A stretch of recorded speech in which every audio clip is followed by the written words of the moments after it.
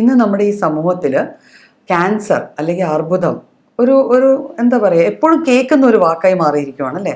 നമ്മൾ എടുത്തു നോക്കിക്കഴിഞ്ഞാൽ നമ്മുടെ ചുറ്റുവട്ടങ്ങളിൽ തന്നെ എടുത്തു നോക്കിക്കഴിഞ്ഞാൽ ഒരു 10 വീട് എടുത്താൽ അതിൽ ഒരു വീട്ടിലെങ്കിലും ഒരു ക്യാൻസറിൻ്റെ ഹിസ്റ്ററിയോ അല്ലെങ്കിൽ ഒരു ക്യാൻസർ രോഗിയോ അല്ലെങ്കിൽ അവരുമായി ബന്ധപ്പെട്ട് ഈ വാക്ക് എങ്ങനെയെങ്കിലും അവിടെ വന്നിരിക്കും. അപ്പം അത്തരത്തിലാണ് നമ്മളുടെ ഇടയിൽ ക്യാൻസർ എന്ന രോഗം ഇപ്പോൾ പടർന്നു പിടിക്കുന്നത്. അപ്പം ഓരോ അവയവങ്ങളിൽ അല്ലെങ്കിൽ ഓരോ ഭാഗങ്ങളിൽ, ശരീരത്തിലെ ഓരോ ഭാഗങ്ങളിൽ ക്യാൻസർ വന്നു ചേരാറുണ്ട് അല്ലേ. നമ്മൾ കേൾക്കാറുണ്ട് ഇപ്പം ബ്ലഡിലെ ക്യാൻസറാണ്, അല്ലെങ്കിൽ ബ്രസ്റ്റ് ക്യാൻസറാണ്, അല്ലെങ്കിൽ പ്രോസ്റ്റേറ്റ് ക്യാൻസറാണ്, അങ്ങനെ പലതരത്തിലെ ക്യാൻസേഴ്സ് ഉണ്ട്. പക്ഷെ പൊതുവായി ക്യാൻസേഴ്സിന് ലക്ഷണങ്ങളുണ്ടോ? ഉണ്ടെങ്കിൽ അവയെല്ലാം. അപ്പോൾ നമുക്ക് അതൊന്ന് നോക്കാം. എന്ന് വെച്ചാൽ പലപ്പോഴും അറിവില്ലായ്മ കൊണ്ട് ക്യാൻസറിൻ്റെ ഏറ്റവും വലിയ പ്രത്യേകത എന്ന് വെച്ചാൽ പല ഭാഗങ്ങളിലെ ക്യാൻസേഴ്സ് നമ്മൾ ആദ്യഘട്ടത്തിൽ തന്നെ കണ്ടുപിടിച്ചാൽ അത് നമുക്ക് നല്ല രീതിയിൽ ചികിത്സിച്ച് മാറ്റി ആ ഒരു വ്യക്തിക്ക് ഏകദേശം നല്ലൊരു ക്വാളിറ്റി ഓഫ് ലൈഫോടെ ബാക്കി ശിഷ്ടകാലം ജീവിച്ച് തീർക്കാൻ പറ്റുന്നതാണ്. പക്ഷേ പലപ്പോഴും ഇത് മിസ്ഡയഗ്നോസ് ചെയ്യുകയോ അല്ലെങ്കിൽ ഇതിൻ്റെ ഡയഗ്നോസിസ് ഇത് കണ്ടുപിടിക്കാൻ നമ്മൾ വിട്ടുപോവുകയോ ചെയ്തു കഴിഞ്ഞാൽ പിന്നെ ഇത് ചികിത്സിച്ച് മാറ്റുക എന്ന് വെച്ചാൽ ഒരു ശരിക്കും ഇമ്പോസിബിൾ ആയിട്ടുള്ളൊരു കാര്യമായി മാറും. അപ്പം നമ്മൾ ചികിത്സിക്കാനുള്ള ശ്രമങ്ങൾ വെറുതെ ചികിത്സിക്കാൻ ശ്രമിക്കുന്നു എന്ന് മാത്രമേ ഉണ്ടാവുള്ളൂ. അപ്പം എന്തൊക്കെയാണ് ക്യാൻസറിൻ്റെ പൊതുവായ ലക്ഷണങ്ങൾ? ഇപ്പം ക്യാൻസർ എന്ന വാക്കിൽ നമുക്ക് അറിയാം അല്ലേ, എന്തെങ്കിലും ഒരു ഒരു ഓവറായിട്ടുള്ളൊരു ഗ്രോത്ത്, ഒരു ട്യൂമർ അല്ലെങ്കിൽ എന്തെങ്കിലും ഒരു അമിതമായ ഒരു വളർച്ച, അതാണ് ക്യാൻസറിൻ്റെ. ക്യാൻസർ എന്ന് പറയുമ്പോൾ നമ്മുടെ മനസ്സിൽ ആദ്യമേ വരുന്ന ഒരു ഐഡിയ അതാണ്. അപ്പം അത് തന്നെ നമുക്ക് ആദ്യ ലക്ഷണമായിട്ട് എടുക്കാം. നമ്മുടെ ശരീരത്തിലെ ഏത് ഭാഗത്തായാലും അവിടെ വേദനയുള്ളതോ വേദനയില്ലാത്തതോ, പ്രത്യേകിച്ചും വേദനയില്ലാത്ത മുഴകളോ തടിപ്പുകളോ ആയിരിക്കും ആദ്യഘട്ടങ്ങളിൽ കാണപ്പെടുക.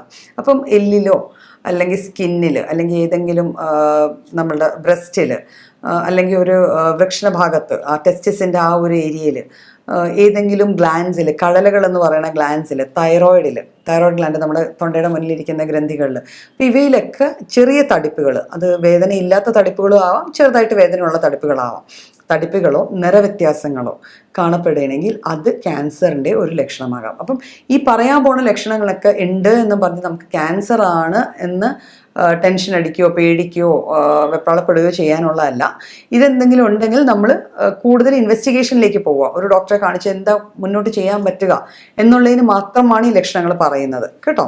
അപ്പോൾ ആദ്യത്തത് ഇത്തരത്തിലെ മുഴകളാവാം. പിന്നെ അകാരണമായ വിളർച്ചയോ ക്ഷീണമോ തളർച്ചയോ, ഉറക്കത്തിൽ വരുന്ന വ്യതിയാനങ്ങൾ. നമുക്ക് പ്രത്യേകിച്ച് ഒരു കാരണമില്ല, പക്ഷേ എനിക്ക് വല്ലാണ്ട് ക്ഷീണം തോന്നുന്നു, ഒരു തളർച്ച തോന്നുന്നു, എപ്പോഴും കിടക്കാൻ തോന്നുന്നു, ഉറക്കം വരുന്നു പക്ഷെ കിടന്നിട്ട് ഉറക്കം ശരിയാകുന്നില്ല.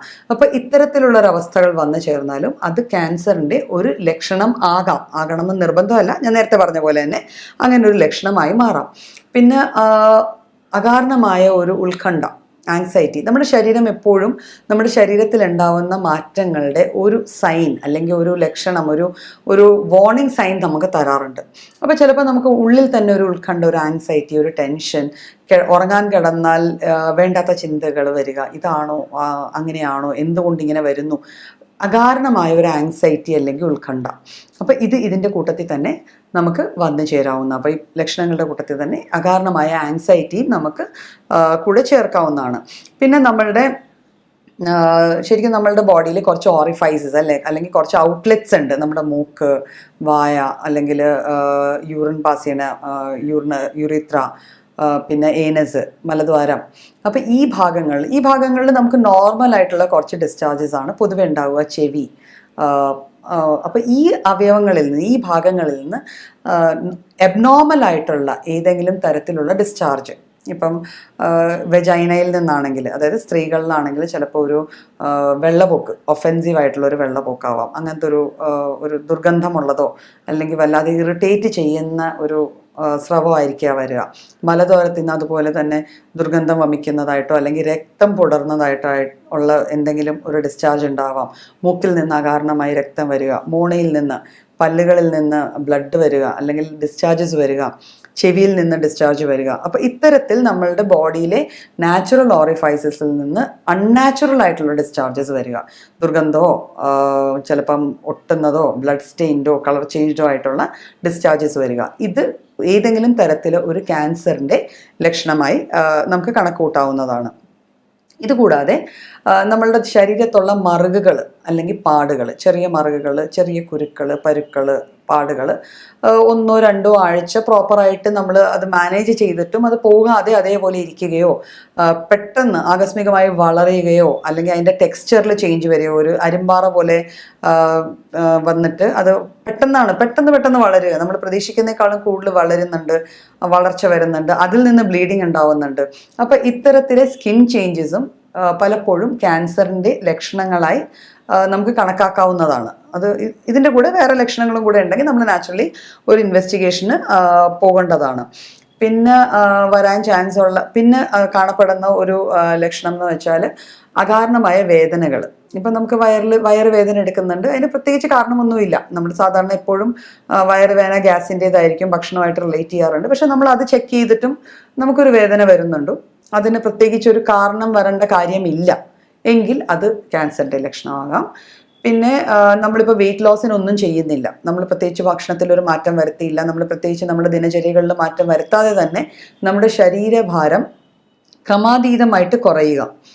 ഒരു ചെറിയ വെയിറ്റ് ലോസ് ഓക്കെ, പക്ഷെ നമ്മൾ കണ്ട ഉടനെ ആൾക്കാർ അയ്യോ വല്ലാണ്ട് ക്ഷീണിക്കുന്നുണ്ട് എന്ന് പറയുന്നു, അല്ലെങ്കിൽ നമുക്ക് തന്നെ വെയിറ്റ് നോക്കുമ്പം ഒരു 2-3 kg വെയിറ്റ് പ്രത്യേകിച്ച് ഒന്നും ചെയ്യാതെ തന്നെ അങ്ങ് കുറയുവാണ്. അപ്പോൾ അത്തരത്തിൽ ഒരു വെയിറ്റ് ലോസ് നമ്മുടെ ബോഡിയിൽ ഉണ്ടാവുക, ഈ ലക്ഷണത്തെ നമുക്ക് ക്യാൻസറിൻ്റെ ഒരു പ്രൈമായിട്ടുള്ളൊരു ലക്ഷണമായിട്ട് കണക്കൂട്ടാവുന്നതാണ്. അപ്പോൾ ഈ പറഞ്ഞ ലക്ഷണങ്ങൾ ഒന്നൊന്നായിട്ടോ അല്ലെങ്കിൽ അതിൻ്റെ ഒരു കൂട്ടായ്മയോ നമ്മളിൽ കാണുന്നുണ്ടെങ്കിൽ നമ്മൾ ചെയ്യേണ്ടത് എന്താണെന്ന് വെച്ചാൽ നമ്മുടെ ഏറ്റവും അടുത്തുള്ള ഒരു നല്ല ഡോക്ടറെ കാണുക, സമീപിക്കുക. ഈ ലക്ഷണങ്ങൾക്ക് വേണ്ടി ചിലപ്പം കുറച്ച് ഇൻവെസ്റ്റിഗേഷൻസ് പറയും, ബ്ലഡ് ടെസ്റ്റുകൾ കാണും, ചിലപ്പോൾ കുറച്ച് ട്യൂമർ മാർക്കേഴ്സ് എന്ന് പറഞ്ഞ ടെസ്റ്റുകളുണ്ട്. ഈ ടെസ്റ്റുകളൊക്കെ ചെയ്തിട്ട് ഇത് ക്യാൻസർ ആണോ അല്ലയോ എന്ന് നമുക്കറിയാൻ പറ്റും. പക്ഷെ എപ്പോഴും നമ്മൾ ഈ ലക്ഷണങ്ങൾ കണ്ടാൽ ഇൻവെസ്റ്റിഗേഷൻസിന് പോകാതെ ഇരിക്കുന്നതാണ് ഏറ്റവും വലിയ മണ്ടത്തരം. എന്ന് വെച്ചാൽ എപ്പോഴും ഇൻവെസ്റ്റിഗേറ്റ് ചെയ്ത് ഏത് സ്റ്റേജിലാണ് അസുഖം എന്ന് അറിഞ്ഞു കഴിഞ്ഞാൽ നമുക്കതിപ്പോൾ ക്യാൻസർ അല്ലാത്ത പക്ഷം പോലും അത് എത്രയും പെട്ടെന്ന് ചികിത്സിച്ച് മാറ്റാവുന്നതാണ്.